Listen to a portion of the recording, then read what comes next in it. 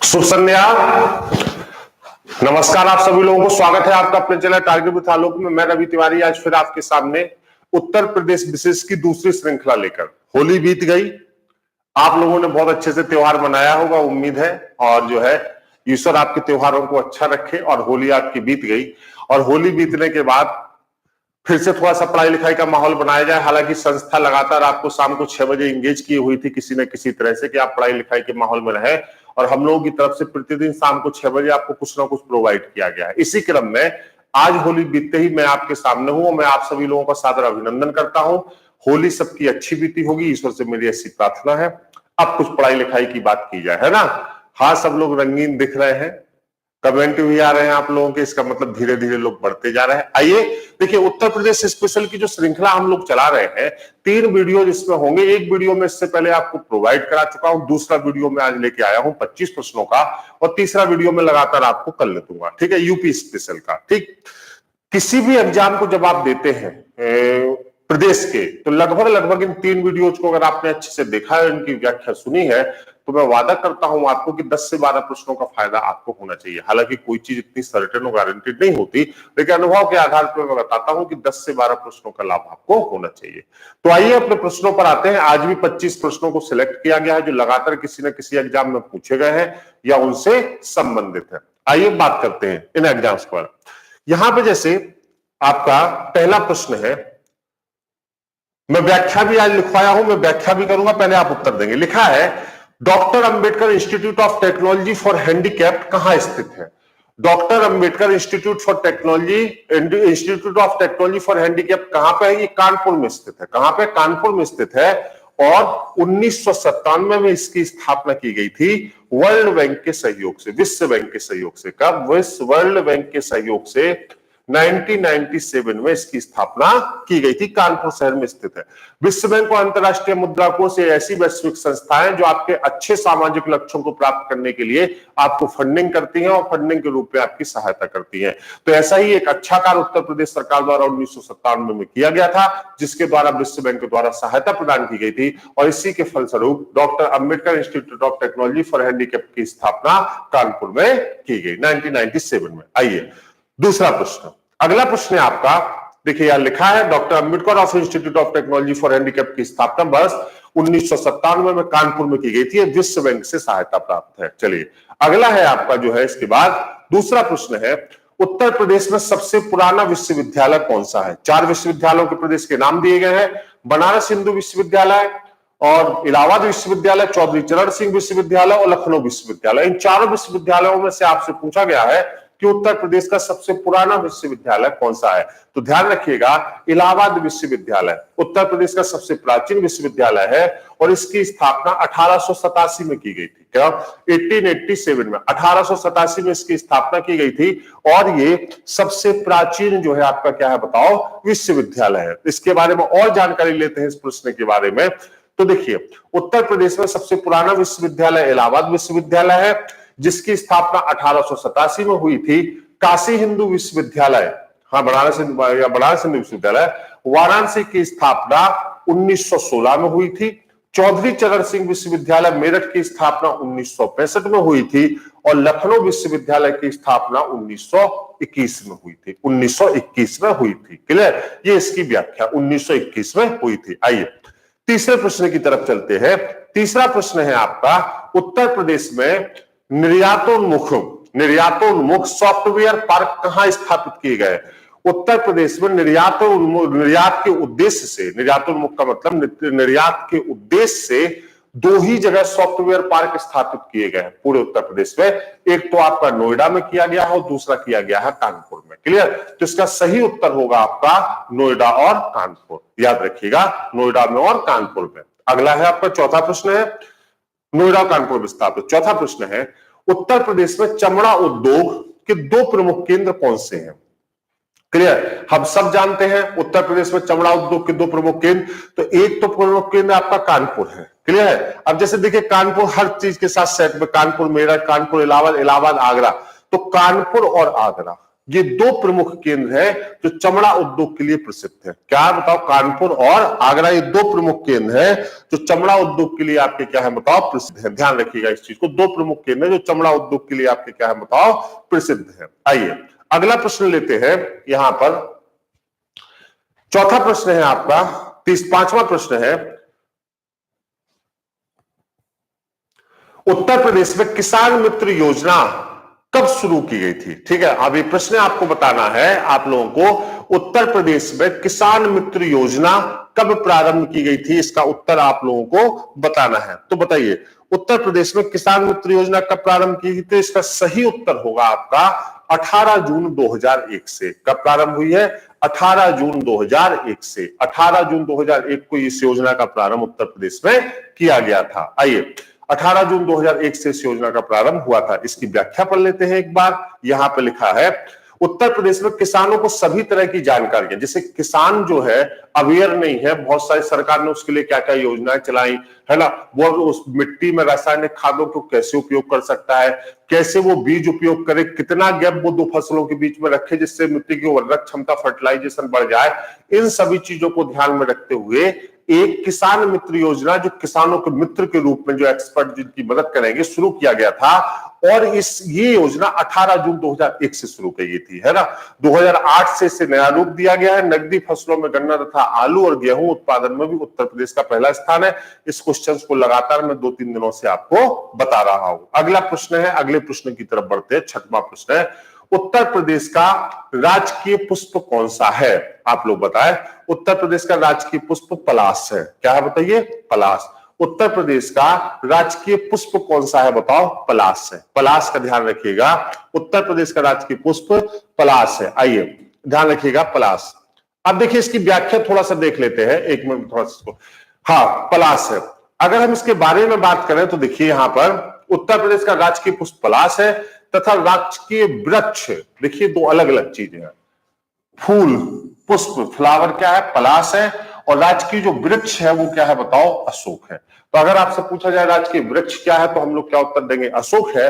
और राजकीय पुष्प क्या है बताओ? पलाश है। अगला प्रश्न लेते हैं। 7वां प्रश्न है, यमुना उत्तर प्रदेश के किस स्थान पर सर्वप्रथम प्रवेश करती है? कल भी मैंने एक जब प्रश्न आपको हल कराया था तो मैंने इसका उत्तर आपको दिया था कि यमुना जो है उत्तर प्रदेश के किस स्थान पर प्रवेश करती है, बताइए। तो इसका सही उत्तर क्या होगा बताओ? हाँ, इसका सही उत्तर होगा फैजाबाद सहारनपुर, है ना।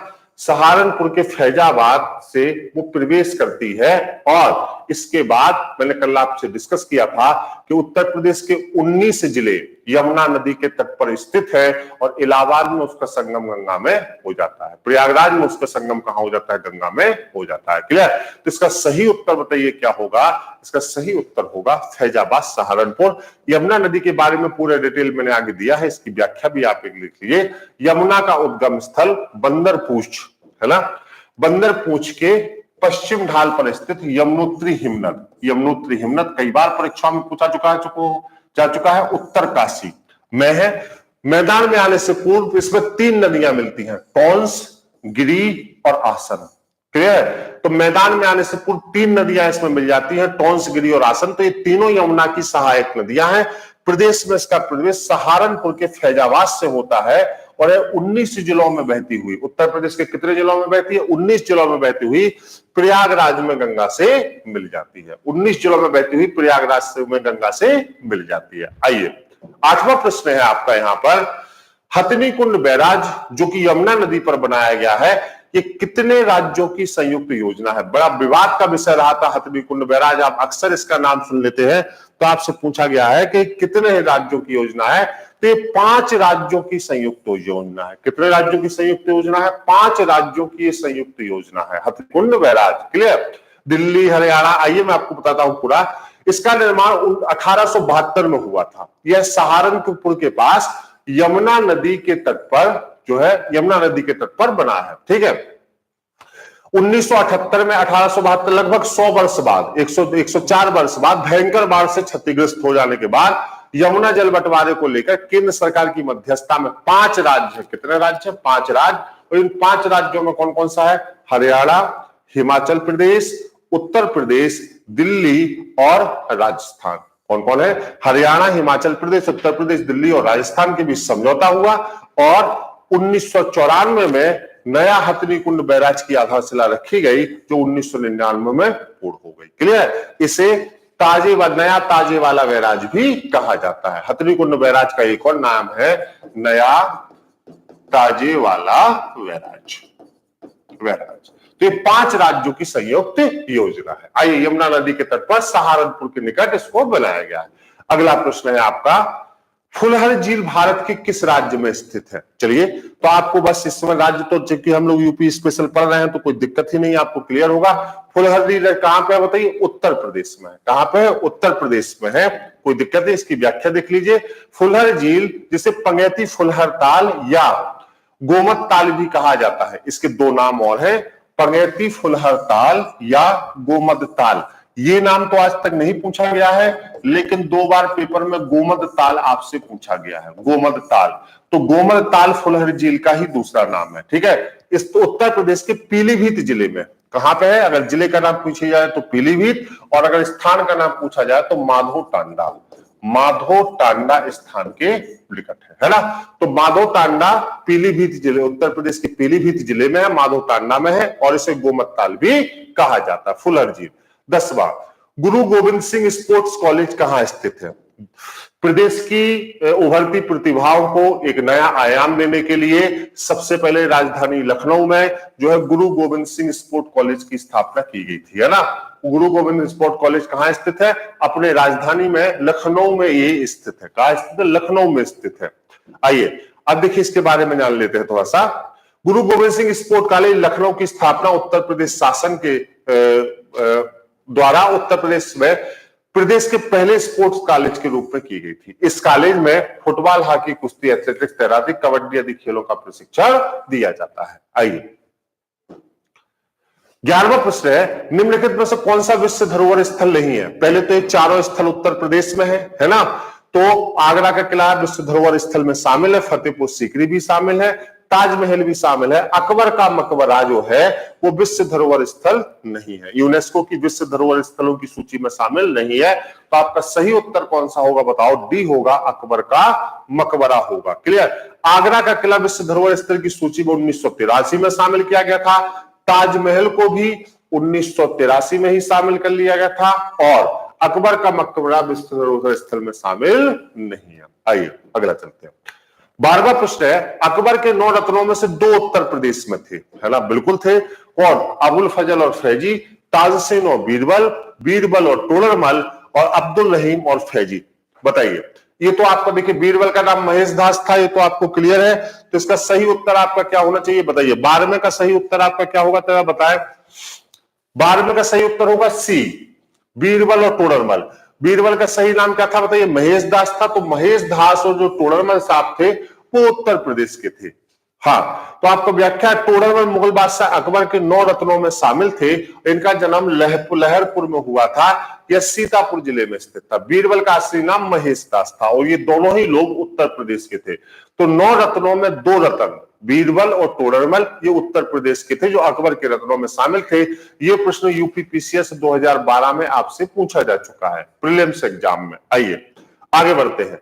13वां प्रश्न है, निम्न में से किस नगर में नगर निगम नहीं है ना? निम्न में से किस नगर में नगर निगम नहीं है? अलीगढ़ में नहीं है, मुरादाबाद में नहीं है, सहारनपुर में नहीं है, कि फैजाबाद में नहीं है? बताइए। तो फैजाबाद में नगर निगम नहीं है ना? फैजाबाद में नगर निगम नहीं है, याद रखिएगा, सामान्य सा प्रश्न है। आइए, फैजाबाद में नगर निगम नहीं है। 14वां प्रश्न, प्रथम उत्तर प्रदेश प्रवासी दिवस किस दिन मनाया जाता है ना? लिखा है प्रथम उत्तर प्रदेश प्रवासी दिवस किस दिन मनाया जाता है? तो देखिए 4 जनवरी 2016 को सबसे पहले आगरा में, ताज नगरी आगरा में इसको मनाना शुरू हुआ। हाँ, 4 जनवरी 2016 को सबसे पहले आगरा से इसका जो है मनाया जाना शुरू हुआ, और इसके बाद फिर प्रत्येक वर्ष प्रवासी भारतीय दिवस उत्तर प्रदेश का भी बनाया जाता है। पहला 4 जनवरी 2016 में कहां आयोजित हुआ था? आगरा में आयोजित हुआ था। आइए 15वां प्रश्न लेते हैं। यहां पर लिखा है, हाँ ये लिखिए, पढ़ लीजिए इसको एक बार व्याख्या में। 4 जनवरी 2016 को 2 दिवसीय प्रथम उत्तर प्रदेश प्रवासी भारतीय दिवस का उद्घाटन ताजनगरी आगरा में क्या किया था? इसका उद्देश्य प्रदेश में उद्योग एवं निवेश को बढ़ावा देना था, उद्योग एवं निवेश को बढ़ावा देना था। आइए अगला प्रश्न है आपका 15वां, उत्तर प्रदेश में शेर सफारी स्थित है। इटावा में नई नई प्रजातियों के लिए और शेरों को सुरक्षित रखने के लिए महत्वपूर्ण जानवर है, और जो है इसको सुरक्षित रखने के लिए शेर सफारी स्थापित किया गया है, इटावा में स्थापित किया गया है। सपा सरकार द्वारा जो है इसका निर्माण इटावा में कराया गया। क्लियर? जनपद इटावा में बब्बर शेर प्रजनन केंद्र, देखिए दो चीजें और समझ लीजिए। इटावा में बब्बर शेर प्रजनन केंद्र भी है और लायन सफारी पार्क भी विकसित किया जा रहा है, जो विकसित हो चुका है, लगभग होने की स्थिति में, पूर्ण रूप से विकसित हो चुका है। कुछ छोटे मोटे काम इसमें अधूरे हैं जो एक आध वर्ष में पूरे कर लिए जाएंगे। आइए अगला प्रश्न है आपका 16वां प्रश्न है, उत्तर प्रदेश में आसरा योजना कब लागू की गई थी? देखिए आसरा योजना थी जो आवास से संबंधित योजना थी। क्या थी बताइए? आवास से संबंधित योजना थी और इसे 2013 में लागू किया गया था। उत्तर प्रदेश में आवास से संबंधित जो योजना थी, आवास, तो इसको आपने क्या कहा? आसरा योजना, आवास से संबंधित योजना थी आसरा योजना, और इसे 2013 में लागू किया गया था। आइए 16वां है आपका, जनवरी 2013 में राज्य मंत्री परिषद ने आसरा आवास योजना, दरअसल देखिए ये एक परीक्षा में आपसे पूछा जा चुका है कि आसरा योजना का संबंध किससे है? तो आसरा योजना का संबंध किससे है बताओ? आवास से है। किससे? आवास से है। आइए कर्मा लोक नृत्य महोबा का है, पूर्वांचल का है, और जो है सोनभद्र का है, और जो है ब्रज का है। ठीक है, तो देखिए अगर हम कर्मा लोक नृत्य की बात करें तो कर्मा लोक नृत्य जो है कहां पे है? सोनभद्र का है। सोनभद्र में दो लोक नृत्य प्रमुख रूप से प्रसिद्ध है, एक तो शीला लोक नृत्य और एक कर्मा लोक नृत्य। तो कर्मा और शीला ये दोनों ही लोक नृत्य सोनभद्र के हैं, है ना? सोनभद्र में ही दोनों ही लोक नृत्य आपके प्रसिद्ध है। कौन कौन से बताओ? कर्मा और शीला। आइए व्याख्या में लिखा भी है, कर्मा और शीला नृत्य दोनों ही सोनभद्र के हैं, जो आदिवासियों द्वारा किया गया है। पूर्वी प्रदेश के अहीरों तथा यादवों में नटवकी नृत्य प्रचलित है। नटवकी नृत्य ये भी आपसे एक बार प्रश्न में पूछा गया है। नटवकी नृत्य जो है वो किससे प्रसिद्ध है? यादवों से प्रसिद्ध है, पूर्वी उत्तर प्रदेश में, पूर्वी उत्तर प्रदेश में। आइए 18वां प्रश्न है, उत्तर प्रदेश में सबसे बड़ा रेल इंजन संयंत्र कहां पे स्थित है? या हम ये कहें कि उत्तर प्रदेश का सबसे बड़ा रेल यार्ड कहां स्थित है? रेल यार्ड कहां स्थित है? तो इसका उत्तर होगा मुगलसराय। मुगलसराय में उत्तर प्रदेश नहीं, एशिया का सबसे बड़ा रेल यार्ड स्थित है। एशिया का सबसे बड़ा रेल यार्ड कहां पे स्थित है? मुगलसराय में स्थित है। ठीक है, तो सबसे बड़ा रेल इंजन संयंत्र रेल यार्ड कहां पे? मुगलसराय में स्थित है, जिसको अभी जो है दीनदयाल उपाध्याय जंक्शन नाम दिया गया है। क्या नाम दिया गया है? दीनदयाल उपाध्याय जंक्शन इसका नाम अभी दिया गया है। क्लियर? मुगलसराय क्षेत्र में महुआडी वाराणसी में स्थित है और इसका नया नाम क्या है बताओ? दीनदयाल उपाध्याय जंक्शन। दीनदयाल उपाध्याय जंक्शन इसका नया नाम दिया गया है। आइए अगला प्रश्न है आपका 19वां प्रश्न, उत्तर प्रदेश का गुरु पूर्णिमा पर्व किस ऋषि को समर्पित है ना? व्यास ऋषि को समर्पित है। गुरु पूर्णिमा पर्व जो उत्तर प्रदेश में मनाया जाता है वो किस ऋषि को समर्पित है? व्यास ऋषि को समर्पित है ना? व्यास ऋषि को समर्पित ये पर्व है। आइए क्लियर है? उत्तर प्रदेश का गुरु पूर्णिमा हिंदू और बौद्ध दोनों के लिए महत्वपूर्ण है। यह जो पर्व है हिंदू पंचांग कैलेंडर के अनुसार आषाढ़ महीने की पूर्णिमा के दिन मनाया जाता है और यह जो है व्यास ऋषि जी को समर्पित है। लिखा है उत्तर प्रदेश कृषि अनुसंधान परिषद स्थित है। ये क्वेश्चन 2 से 3 बार पूछा जा चुका है। उत्तर प्रदेश कृषि अनुसंधान परिषद स्थित है कहां? 20वें प्रश्न का सही उत्तर आप लोग दीजिए। कुछ प्रश्नों का उत्तर मैं चाहता हूं आप लोग दें। बताइए इसका सही उत्तर क्या होगा? ये सामान्य सा प्रश्न है, बताएं इसका सही उत्तर क्या होगा, बताएं। ये जो है आपके उत्तर आ रहे हैं BAC, बुलंदशहर कोई लिख रहा है, लखनऊ लिख रहा है, कोई मेरठ लिख रहा है। नहीं, गलत है। देखिए एक उत्तर दीजिए, आप किसी ना किसी का तुक्का तो लगेगा। लखनऊ में स्थित है। उत्तर प्रदेश कृषि अनुसंधान परिषद कहां स्थित है बताइए? राजधानी में आपके लखनऊ में स्थित है। ध्यान रखिएगा, लखनऊ आपके राजधानी में इसको स्थित है, राजधानी में स्थित है। आइए अगला प्रश्न है आपका हाँ, लखनऊ में स्थित है। 1989 में इसकी स्थापना जो है की गई थी। उत्तर प्रदेश के निम्नलिखित जिलों में से किसका क्षेत्रफल सबसे अधिक है? क्लियर है? हाँ, लखीमपुर खीरी। किसका क्षेत्रफल के हिसाब से सबसे बड़ा जिला कौन सा है? लखीमपुर खीरी। 2011 की जनगणना के अनुसार क्षेत्रफल के हिसाब से सबसे बड़ा जिला जो है वो लखीमपुर खीरी। आइए ध्यान रखिएगा। अगला प्रश्न है आपका, निम्नलिखित में से उत्तर प्रदेश के मुख्यमंत्री नहीं रहे? गोविंद वल्लभ भाई पंत, टीएन सिंह, नित्यानंद स्वामी, रामनरेश यादव। गोविंद वल्लभ भाई पंत रहे हैं, टीएन सिंह साहब भी रहे हैं, रामनरेश यादव भी रहे, नित्यानंद स्वामी जी नहीं रहे हैं। नित्यानंद स्वामी जी उत्तराखंड के पहले मुख्यमंत्री रहे हैं, उत्तराखंड के प्रथम मुख्यमंत्री रहे नित्यानंद स्वामी जी, लेकिन ये उत्तर प्रदेश के मुख्यमंत्री कभी नहीं रहे। ये भी पीसीएस में पूछा गया प्रश्न है आपका। आइए, नित्यानंद स्वामी उत्तर प्रदेश के मुख्यमंत्री ने, उत्तराखंड के प्रथम मुख्यमंत्री 2000 से लेकर 2001 तक थे नित्यानंद स्वामी जी। आइए अगला चलते हैं। इसके बाद 23वां प्रश्न है, उत्तर प्रदेश की विशिष्ट नृत्य शैली कौन सी है? कथक। उत्तर प्रदेश की विशिष्ट नृत्य शैली कौन सी है? कथक नृत्य शैली उत्तर प्रदेश की विशिष्ट नृत्य शैली है, ध्यान रखिएगा। आइए, कथक जो है उत्तर प्रदेश की विशिष्ट नृत्य शैली है।